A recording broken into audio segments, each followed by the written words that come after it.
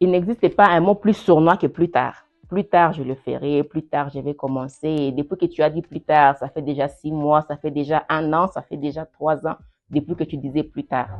Alors, plus tard, en tout cas, c'est un tueur de rêve. Ce qu'il faut, c'est commencer maintenant. Dès que tu vois cette vidéo, commence déjà. Commence déjà.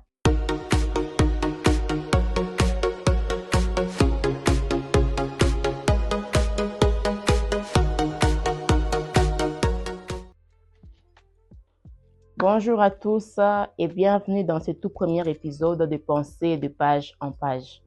Aujourd'hui, nous commençons avec un livre merveilleux, Les 15 lois inestimables de la croissance, écrit par John Maxwell. Les 15 lois, nous commençons avec la première loi aujourd'hui, qui est la loi de l'intentionnalité. Qu'est-ce qu'elle dit cette loi? Elle dit simplement que la croissance n'est pas un hasard. Alors, c'est quoi croître? Croître, c'est passer d'un état à un autre plus élevé, tout simplement. Et pourquoi grandir? Est-ce que c'est important de répondre à cette question? Bon, allons-y quand même. Nous devons grandir, souhaiter, chercher à grandir. Pourquoi? Pour devenir un meilleur être humain. Pour avancer dans notre vie, pour avancer dans notre carrière, pour atteindre nos objectifs financiers, pour être un meilleur partenaire, un meilleur époux, un meilleur fiancé, un meilleur parent, pour enrichir notre âme. Et j'aime la définition que Maxwell nous donne. Il nous dit que nous devons croître pour développer toutes nos compétences, de sorte que nous puissions être tout ce que nous pouvons être. Alors peut-être comme moi, tu as aussi besoin de devenir tout ce que tu peux être. Si tu as besoin de devenir tout ce que tu peux être, alors là, tu es à ta place. Mais si par exemple, tu es déjà tout ce que tu peux être, je voudrais vraiment que tu partages avec nous dans les commentaires qu'est-ce que tu ressens. Tu dois avoir la sensation, tu dois ressentir que ta vie est tellement accomplie. Et je voudrais que tu nous dises quels sont tes secrets et que tu partages avec nous qu'est-ce que tu ressens. Selon John Maxwell, la croissance ne se fait pas automatiquement. Il faut y penser, il faut la vouloir, il faut s'y engager avec intention. Alors, il nous pose une série de questions pour chercher à savoir comment on fait pour grandir. Comment devenez-vous meilleur dans ce que vous faites? Comment pouvez-vous améliorer vos relations? Comment vous vous y prenez pour acquérir de nouvelles connaissances? En tout cas, le travail acharné ne garantit pas le succès et l'espoir n'est pas une stratégie. Non, l'espoir n'est pas une stratégie pour grandir. Et alors, quel est ton plan pour grandir? Comme je viens de le dire, l'espoir n'est pas une stratégie. Pour grandir, oui, il faut avoir un plan. Pour grandir spirituellement, il faut un plan pour grandir. Si tu veux grandir émotionnellement, qu'est-ce que tu fais pour y arriver? Si tu veux acquérir plus de sagesse, si tu veux devenir un meilleur parent, qu'est-ce que tu fais? Qu'est-ce que tu es en train de faire aujourd'hui pour y arriver? L'auteur nous parle de 8 pièges, 8 fossés, 8 pièges des idées fausses sur la croissance. Nous allons parler de ces 8 pièges. Le tout premier est le fossé de la supposition. Le fossé de la supposition, c'est là que tu te dis, je suppose que je vais croître automatiquement. Je prends de l'âge, je vais sûrement grandir. La croissance émotionnelle, la croissance mentale, la croissance spirituelle n'est pas calquée sur le modèle de la croissance physique. On ne dort pas, on se réveille, on a grandi émotionnellement. On ne dort pas, on se réveille, on a grandi spirituellement. Non, non, non, non, non, non. Avec le temps, on va forcément s'améliorer. C'est une fausse idée, c'est très faux. On ne s'améliore pas avec le temps, on ne s'améliore pas en se contentant de survivre. Deuxièmement, nous avons le fossé de la connaissance. J'ignore comment grandir. Ok. Beaucoup de gens n'apprennent qu'à la dure. Ils préfèrent avoir des expériences difficiles dans la vie et après, ces expériences vont les forger. Et après avoir vécu un truc difficile, c'est là qu'on change, soit en bon, soit en mal. Pourtant, on peut prévoir ça. On peut apprendre et essayer de prévenir. Quand les difficultés viendront, je saurai comment les gérer parce que j'ai déjà une connaissance à ce propos-là. Donc, essayer de se dire que non, j'ignore comment grandir, c'est vraiment un piège contre la croissance. Le troisième fossé, c'est le fossé du moment opportun. Ce n'est pas le bon moment pour commencer. Et j'ai aimé cette devinette que l'auteur nous a donnée. Il nous a dit que quand il était tout petit, son père lui donnait une devinette. Je vais vous la narrer aussi. Qu'est-ce qu'elle dit? Que dans un rodin, il y a 5 grenouilles. Et d'un coup, 4 décident de sauter. Et après, il demandait combien de grenouilles restent-ils dans les rodins. La réponse est claire, c'est évident. Il en reste un seul. 4 ont décidé de sauter. Mauvaise réponse. Il en reste 5. Pourquoi? Parce qu'il y a une différence entre décider et agir. Alors, quand on agit directement, quand on n'agit pas directement comme on le doit, on se retrouve soumis à la loi de l'intentionnalité décroissante. Qu'est-ce qui stipule cette loi? Je pense même qu'elle va être ma préférée. Elle dit que plus vous attendez pour réaliser quelque chose que vous devez faire sur les champs, plus les chances sont grandes que vous ne l'accomplirez jamais. Nous allons passer au 4e fossé, le fossé de l'erreur. C'est là que tu t'es dit, j'ai peur de commettre des erreurs. Ok, si vous êtes déterminé à grandir, attendez-vous à commettre des erreurs tous les jours et accueillez-les comme un indicateur que vous êtes sur la bonne direction. Dans tous les cas, qu'on se le dise dans ce monde, qu'on le veuille ou pas, on va commettre des erreurs. Alors, au lieu de commettre des erreurs pour après apprendre de ces erreurs-là et être surpris, c'est mieux d'en commettre pas intentionnellement, mais au moins je sais que non, cette erreur, je l'ai commise parce que j'étais sur le chemin de la croissance. Je pense que qu'on va même bien l'accueillir dans notre conscience nous-mêmes. 5e, nous avons le fossé de la perfection. Je dois trouver les meilleurs moyens pour commencer. Je dois trouver les meilleurs moyens avant de commencer. Ok. Alors, comment tu sauras que c'est le meilleur moyen pour commencer si tu ne connais pas le mauvais? Et comment tu sais que c'est les mauvais moyens si tu n'as pas encore commencé? Alors, essayer de trouver les bons moments pour commencer, c'est une très mauvaise idée. C'est vraiment un piège. Ce qu'il faut, c'est d'abord commencer. Tu commences d'abord, tu te lances d'abord. Quand tu seras sur le chemin, c'est là que tu apprendras, ah non, ça c'était un mauvais moyen. Voilà un bon qui se présente à moi. Si tu n'as pas encore commencé, non, ce bon moyen que tu es en train de chercher, ce bon moyen que tu es en train d'attendre, tu ne le verras pas. En tout cas, tu ne le verras pas. 6e, nous avons le fossé de l'inspiration. Je n'ai pas envie de le faire. Je ne suis pas motivée. Ah, ok. Je ne suis pas motivée. J'aime ce qu'il a dit, ce que l'auteur a dit. Avec beaucoup d'exemples, il nous a dit ceci que c'est difficile d'avoir une motivation, vous savez, et je suis vraiment d'accord avec lui. Parce que la motivation, normalement, on l'a quand on a déjà vu un résultat. Alors, ce qu'on doit faire, c'est quoi? Commencer tout simplement. Fais-le simplement.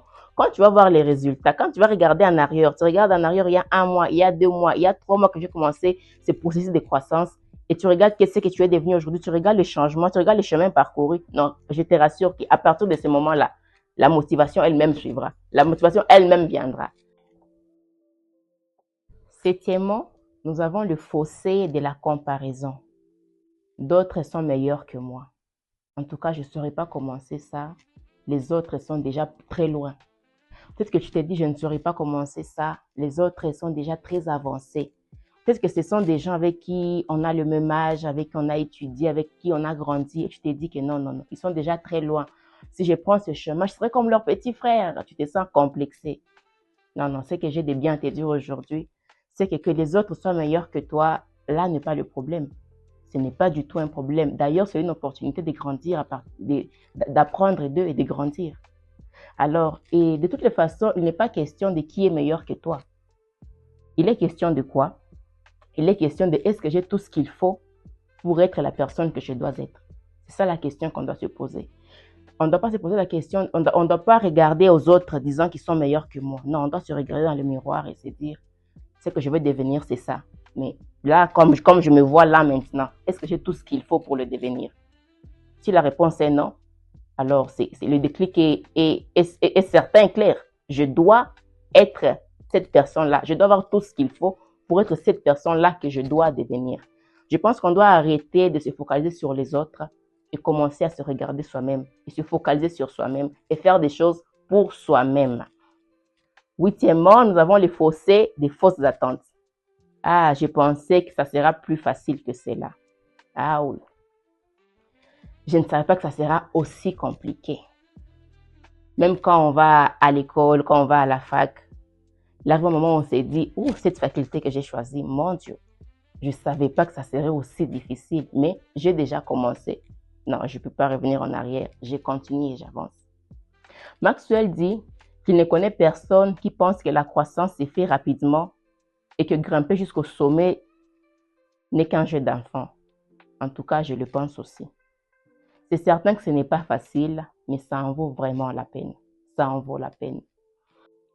Alors, pour passer de la croissance accidentelle à la croissance intentionnelle, John Maxwell nous propose 4 étapes. 4 étapes pour amorcer ces changements-là. La première étape, posez-vous les bonnes questions. Posez-vous la vraie question. La question qu'on doit se poser ne doit pas être combien de temps cela va prendre. Ça va me prendre combien de temps pour grandir? Non, non. La bonne question qu'il faut se poser, c'est jusqu'où je suis prêt à aller. Deuxièmement, agissez dès maintenant. Il n'existe pas un mot plus sournois que plus tard. Plus tard, je le ferai, plus tard, je vais commencer. Et depuis que tu as dit plus tard, ça fait déjà 6 mois, ça fait déjà 1 an, ça fait déjà 3 ans, depuis que tu disais plus tard. Alors, plus tard, en tout cas, c'est un tueur de rêve. Ce qu'il faut, c'est commencer maintenant. Dès que tu vois cette vidéo, commence déjà. Commence déjà. Troisièmement, il faut faire face à la peur. Il est vrai que nous avons des craintes, mais nous avons également la foi. Alors, la question que vous devez vous poser est la suivante. À quelle émotion vais-je me soumettre? Votre réponse est importante car l'émotion la plus forte sera dominante. Et l'auteur nous conseille et nous encourage à nourrir notre foi et à affamer nos craintes. Et quatrièmement, passer du hasard à la croissance intentionnelle.